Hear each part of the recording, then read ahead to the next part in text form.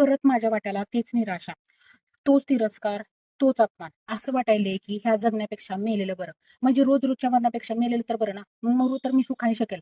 कुणासाठी किती जरी काय केलं, कुणाला किती जरी प्रेम केलं ना, तरी माझ्या वाट्याला नेहमी दुःखच आहे. ज्या चुका मी मनात सुद्धा आणत नाही, त्या चुकांचे आरोप माझ्यावर लावले जातात. तर मी काय करू नेमकं? जर असे सगळे तुमचे विचार असतील ना, तर तुम्ही तुमच्यामधील एक महत्वाची, अति महत्वाची गोष्ट विसरताय. ती गोष्ट म्हणजे आपल्यामध्येच असणारी, आपल्याला सतत जगण्यासाठी प्रेरित करणारी असीम शक्ती. आता तुम्ही म्हणाल की असीम शक्ती असली असती तर माझ्या मनात असे नकारात्मक विचार कशाला आले असते, मरायचा विचार कशाला आला असता. पण मी तुम्हाला एक नियम सांगते बरं का युनिव्हर्सचा. आपण ज्या पण गोष्टीकडे दुर्लक्ष करतो ना, ती गोष्ट आपल्या आयुष्यातून कमी कमी होत जाते आणि त्यामुळेच तुम्ही या नकारात्मक विचारांमध्ये अडकलायत ना, त्याच्यामुळे ही असीम शक्ती काही प्रमाणात दुर्लक्षित झाली आहे, कमी झालेली आहे. आता ही असीम शक्ती जागृत कशी करायची?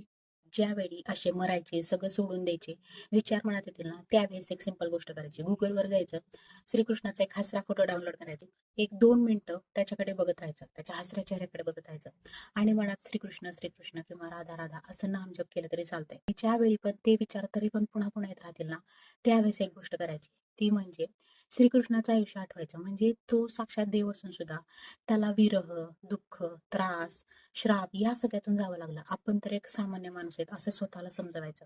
एवढी एक गोष्ट केली ना, तर श्रीकृष्ण सतत तुमच्या सोबत आहे, तो तुम्हाला साथ देतो आहे अशी तुम्हाला खात्री पटू लागेल आणि नकारात्मक विचार नक्कीच दूर होतील. जेव्हा तुम्ही या आध्यात्मिकतेचा आधार घेऊन तुमच्यामधील खरी असीम शक्ती जागृत कराल ना, त्यावेळेस तुम्हाला खऱ्या जीवनाचा अर्थ समजेल. आणि जेव्हा या खऱ्या जीवनाचा अर्थ समजेल ना, तुम्ही मरायचे तर विचार सोडा, साधी चक्कर यावी असं सुद्धा तुम्हाला वाटणार नाही. माझ्याकडून तुम्हाला खूप खूप खूप सारं प्रेम. हे जीवन खरं तर जगण्यासाठी आहे, मरण्यासाठी मुळीच नाहीये. ते मरण एक ना एक दिवस तर स्वतःहूनच आपल्याकडे येणार आहे. त्यासाठी आपण थोडं जगून घेऊ.